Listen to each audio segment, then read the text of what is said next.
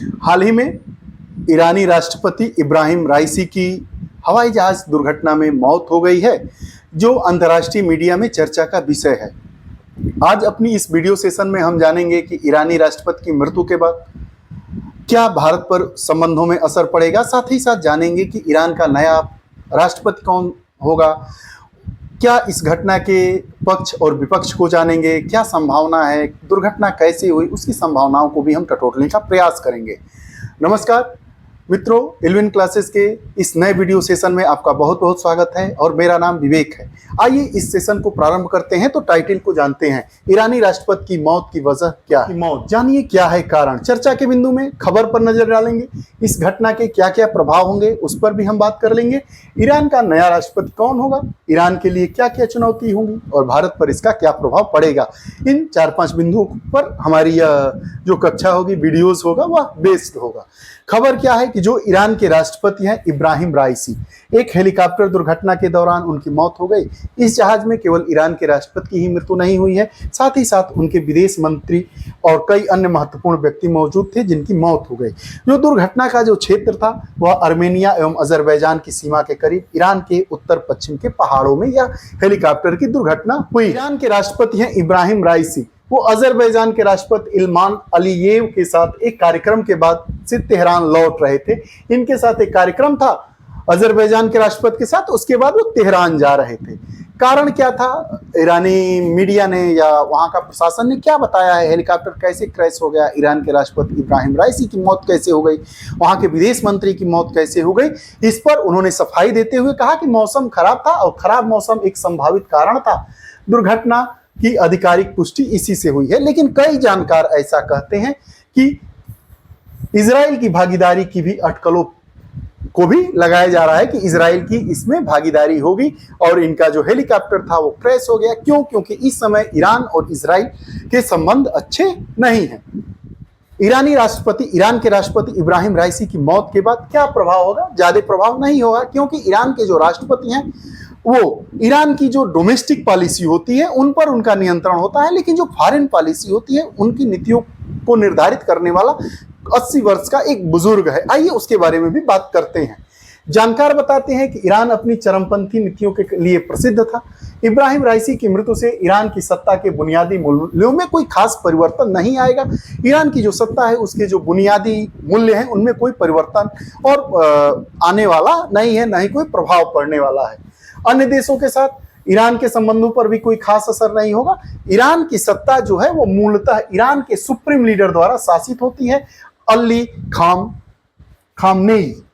Khamenei जो Iran के supreme leader हैं वही ईरान की सत्ता को शासित करते हैं। इस घटना का असर केवल ईरान की घरेलू नीति पर होगा, विदेश नीति पर नहीं होगा। जो ईरान की डोमेस्टिक पॉलिसी है उस पर इब्राहिम राइसी ईरान के राष्ट्रपति की मृत्यु का थोड़ा बहुत असर दिखेगा। असली ईरान की सत्ता को चलाने वाले, ईरान के विदेशी मूल्यों को स्थापित करने वाले, ईरान के विदेशी संबंधों को स्थापित करने वाले वहां के 80 वर्षीय बुजुर्ग नेता ईरान के सुप्रीम लीडर अली खामनेई हैं। अब ईरान का राष्ट्रपति कौन बनेगा, आइए इस पर भी बात कर लें। राष्ट्रपति कौन होगा? ईरान का जो संविधान है वह कहता है कि राष्ट्रपति की मृत्यु या अक्षम होने की स्थिति में प्रथम उपराष्ट्रपति कार्यभार संभालेंगे।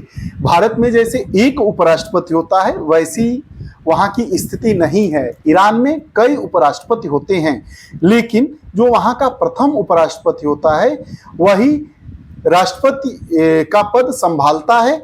ऐसा ईरान के संविधान में कहा गया है कि ईरानी संविधान में कहा गया है कि राष्ट्रपति की मृत्यु या अक्षम होने की स्थिति में जो प्रथम उपराष्ट्रपति होगा वही राष्ट्रपति का कार्यभार संभालेगा। साथ ही साथ ईरानी प्रथम राष्ट्रपति मोहम्मद मोख्बर है, इनको राष्ट्रपति बनने की उम्मीदें बताई जा रही है।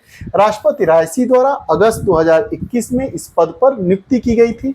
राष्ट्रपति जो राइसी हैं, इब्राहिम राइसी, जिनकी मृत्यु हो गई थी, उन्होंने ही प्रथम उपराष्ट्रपति के पद पर मोहम्मद मोख्बर को नियुक्त किया गया था, अपॉइंट किया गया था।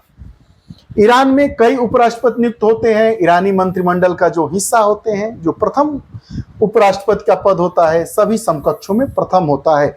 जो ईरान में कई उपराष्ट्रपति होते हैं जो वहां के मंत्रिमंडल का हिस्सा होते हैं, लेकिन जितने उपराष्ट्रपति हैं वो समकक्षी हैं। उसमें जो प्रथम उपराष्ट्रपति होगा, जैसे यहाँ के मुखबर हैं, मोहम्मद मुखबर, जिनकी नियुक्ति 2021 में ईरान के राष्ट्रपति इब्राहिम राइसी के द्वारा किया गया था, वह अपने समकक्षों में श्रेष्ठ होता है, प्रथम होता है।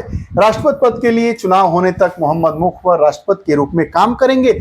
मोहम्मद मुखबर जो प्रथम उपराष्ट्रपति ईरान के हैं, वो इब्राहिम राइसी की मृत्यु के बाद ईरान के राष्ट्रपति के रूप में कार्य करेंगे। ईरान का संविधान यह कहता है कि राष्ट्रपति का चुनाव 50 दिनों के अंदर हो जाना चाहिए।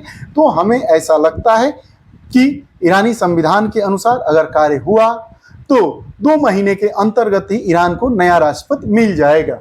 अगले 50 दिनों के भीतर नए राष्ट्रपति के लिए चुनाव होना अनिवार्य है। के लिए क्या है चुनौतियां, ईरान के लिए क्या क्या चुनौतियां हैं, आइए इसके बारे में बात करेंगे। जो राष्ट्रपति इब्राहिम राइसी को supreme leader Ayatollah Ali Khamenei के संभावित उत्तराधिकारी के रूप में जाना जाता था। जो इब्राहिम राष्ट्रपति थे उनके बहुत ही खास थे, जिनका नाम था अयातुल्लाह अली खामनेई। ऐसा कयास लगाया जा सकता है कि यही अब ईरान के नए राष्ट्रपति होंगे। सत्ता में जो इब्राहिम राइसी थे उनका 3 वर्ष का कार्यकाल। राइसी ने मध्य पूर्व में ईरान के प्रभाव को विस्तार करने के लिए काम किया। कई देशों में सशस्त्र समूहों का समर्थन किया, जैसे इब्राहिम राइसी ने हमास का समर्थन किया, हिजबुल्लाह का समर्थन किया और ह्यूती विद्रोहियों का भी समर्थन किया। इजराइल हमास युद्ध में हमास की तरफ खड़े होकर हमास के युद्ध को बढ़ाने के लिए, हमास का पक्ष देने के लिए इब्राहिम राइसी ने काम किया। अमेरिका के पीछे हटने के बाद देश के परमाणु कार्यक्रम में तेजी लाए हैं। पिछले कुछ महीनों में मध्य पूर्व के लिए सबसे तनावपूर्ण स्थिति देखी जा रही है इनके कार्यकाल की।